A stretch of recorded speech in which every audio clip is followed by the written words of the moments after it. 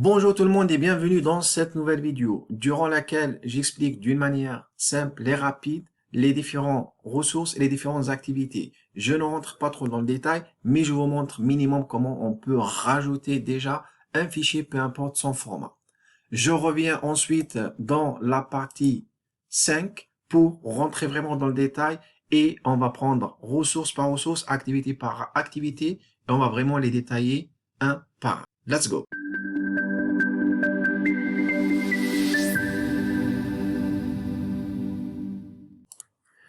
Alors, je vous invite d'abord à ouvrir le module qu'on a créé ensemble ou n'importe quel module. Ensuite, si vous ne l'avez pas activé, je vous invite juste à cliquer sur activer le mode édition. Ensuite, il suffit juste de venir ici et de cliquer ici. Et là, vous pouvez voir déjà toutes les activités qui sont proposées. On glisse un petit peu en bas. Et là, toutes les ressources qu'on a et qu'on peut rajouter. Alors, je vais faire un tour rapide sur l'ensemble des activités et des ressources. Mais comme je vous ai dit avant, je reviens dans la partie 5 et dans différentes vidéos pour expliquer vraiment dans le détail chaque activité et chaque ressource. Déjà, on a l'activité atelier. N'hésitez pas à cliquer ici, comme ça vous allez avoir aussi tout le détail et la description. Ensuite, vous pouvez également cliquer sur plus. Comme ça va ouvrir aussi l'aide et vous aurez encore un peu plus de détails par rapport à ce que vous avez dans la page ici. Alors, un atelier, il va servir vraiment à créer un ensemble d'activités et de regrouper. La base de données, c'est on veut vraiment récupérer certaines informations qui sont déjà dans notre base de données. On peut créer également une activité qui s'appelle chat pour créer une interaction et un échange avec les étudiants. On peut également donner la main aux étudiants pour choisir leur groupe et comme on peut le faire également d'une manière automatique. De toute façon, on va expliquer tout ça dans le détail. Ensuite, on peut également créer un contenu interactif. Ça, c'est nouveau un petit peu. Et on va de toute façon essayer de le tester quand on arrivera à cela dans les prochaines vidéos. Très important, c'est comment on va créer un devoir. C'est comment on va demander aux étudiants de nous rendre un document, un fichier, une vidéo, ainsi de suite. Et on peut le fixer avec des dates, jalons, ainsi de suite. Comme on peut également créer une enquête, soit on peut demander juste l'avis aux étudiants ou faire une enquête générale sur l'évaluation, sur le climat, ainsi de suite. On peut également rajouter des forums. Par exemple, à la fin de chaque séance, on peut rajouter un forum pour avoir des questions qui concernent cette partie.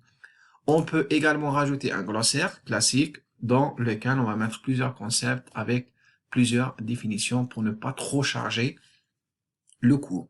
On peut également créer des leçons avec différents parcours et à chaque fois, il y a un certain bloc qui s'active ou qui se désactive selon ce qu'on a fait, par exemple, ce qu'on a obtenu comme résultat. On peut également faire des modules SCORM. Ça, c'est un peu particulier. On va l'expliquer encore aussi dans le détail. On peut également faire le lien avec des outils externes. On peut également fixer et donner des rendez-vous. On peut également créer des sondages rapides. On peut, ça aussi c'est très important, c'est ce qu'on va aussi utiliser beaucoup, c'est comment on va pouvoir créer des tests avec des corrections par exemple automatiques, avec différents types de questions. On va vraiment le tester dans le détail dans les prochaines vidéos. Et un peu plus élaboré, c'est le test hot. C'est encore un peu plus détaillé que on va ici de façon de tester les deux. On peut intégrer aussi un wiki. Ensuite, on a toute la partie ressources. Comme vous pouvez le voir, on a les dossiers, on a les étiquettes, les fichiers, le glossaire des images, des livres, des pages et des liens URL. Alors, c'est quoi la différence entre un dossier et un fichier? Alors, si on a un seul document, par exemple, notre PDF de cours ou un exercice qu'on souhaite partager, c'est très simple. Il vaut mieux passer par fichier. Maintenant, si on a plusieurs fichiers, par exemple, qu'on souhaite rajouter ici dans la science 1, et on veut un petit peu alléger, on veut pas que ça soit trop détaillé et que ça prenne trop de la place, bah, du coup, on va juste créer un dossier. Et dans ce dossier, on va essayer de rajouter tous les éléments. On va tester déjà la première. Alors, pour sélectionner une activité ou une ressource, soit on la sélectionne ici, on dit ajouter, ou soit, tout simplement, on va double-cliquer directement ici sur l'activité ou la ressource. Et là, vous voyez, je vais rajouter un fichier. Alors, pour le rajouter, il va me demander un titre. Et du coup, je peux mettre support séance 1, par exemple. Et là, je peux mettre cette description. Alors, honnêtement, si le titre il est lisible, ça ne sert à rien de rajouter une description. Et surtout, ça ne sert à rien d'afficher la description sur la page de cours pour alléger un petit peu, pour ne pas avoir des pages qui sont très longues.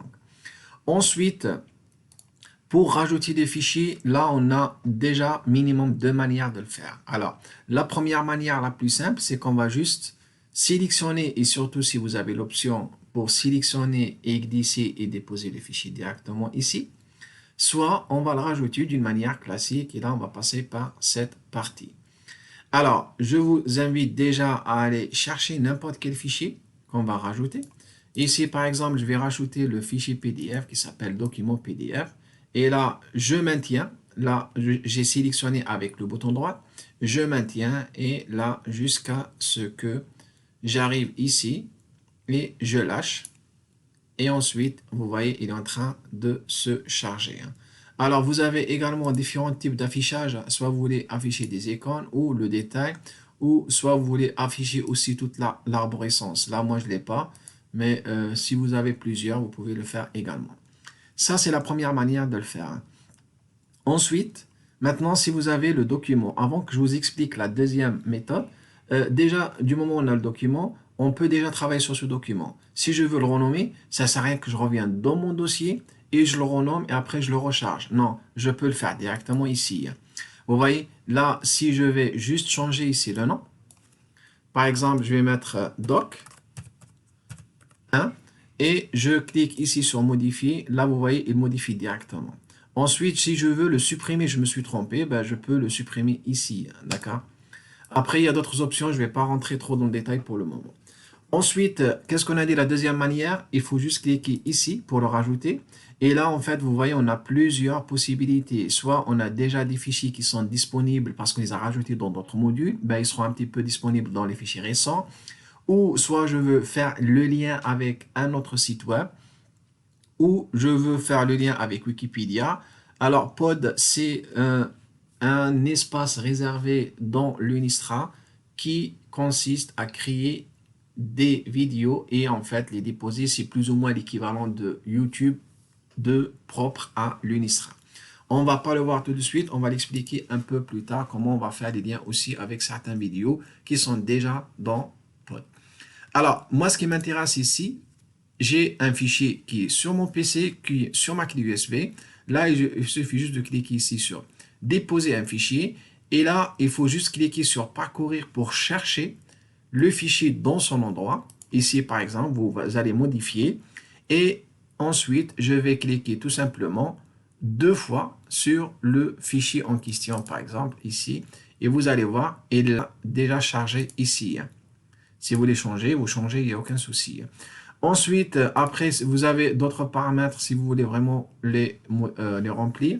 Une fois que vous avez sélectionné, il suffit juste de cliquer sur déposer. Vous avez remarqué qu'on peut sélectionner qu'un seul fichier à la fois directement sur la page de mon cours.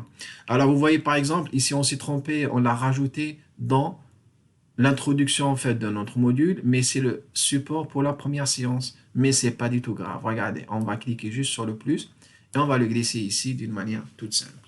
Alors, on a rajouté un fichier. Je vous explique également la méthode pour rajouter plusieurs fichiers en même temps. Et on va le faire pour la séance 2, par exemple. Là, ce qui m'intéresse, je vais créer un dossier. Et je veux lui donner un nom, en fait, doc, séance. Si vous avez, par exemple, plusieurs documents pour la même séance. Vous pouvez aussi créer une description. Et là, qu'est-ce que je vais faire? Je vais tout simplement pas sélectionner un, mais je vais en sélectionner plusieurs. D'accord? Pareil, hop. Je maintiens et je relâche juste ici. Vous voyez qu'il va charger mes fichiers. Alors, ensuite, on a une option ici.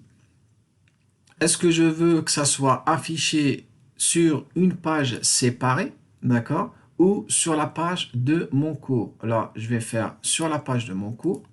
Est-ce que je veux afficher aussi l'arborescence ou pas? À vous de voir. Pareil pour les paramètres. Je clique, je sauvegarde. Et là, vous voyez en fait la différence. Tout à l'heure, on avait un seul. Et là, on en a plusieurs. Alors, vous voyez aussi qu'on a fait apparaître également le bouton télécharger le dossier. Si vous voulez, on peut modifier pour voir un petit peu la différence. Tout à l'heure, on a dit je veux que ça soit sur la page du coup. Si je change maintenant sur une page séparée, vous allez voir qu'est-ce qui va changer. Je peux ou pas sélectionner, vous voyez, si je veux vraiment leur donner l'accès pour télécharger directement le dossier, c'est un peu plus rapide pour eux au lieu de télécharger fichier par fichier. Et là, vous allez voir la différence entre une page séparée ou pas. Et là, vous voyez par exemple, dès que je clique, là, il va m'ouvrir une nouvelle page dans laquelle il y a tous mes fichiers. C'est vraiment les deux méthodes pour afficher un ou plusieurs documents pour vos étudiants.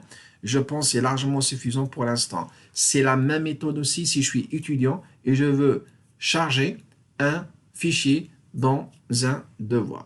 Alors, si vous voulez, pour l'instant, on n'a pas du tout touché à cette partie.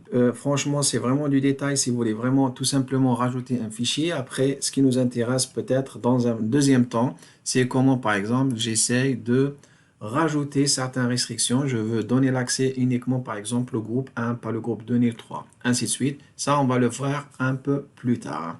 Pour l'instant, je pense que vous avez suffisamment des informations pour pouvoir rajouter correctement des fichiers ou des choses que vous souhaitez partager avec vos étudiants sur Moodle. On va revenir un peu plus tard dans la section 5 pour bien expliquer étape par étape et pour chaque ressource et pour chaque activité. Aussi, n'hésitez pas à me poser toutes vos questions dans les commentaires. Si vous avez aucune question, je vous invite à passer à la vidéo suivante. À tout de suite.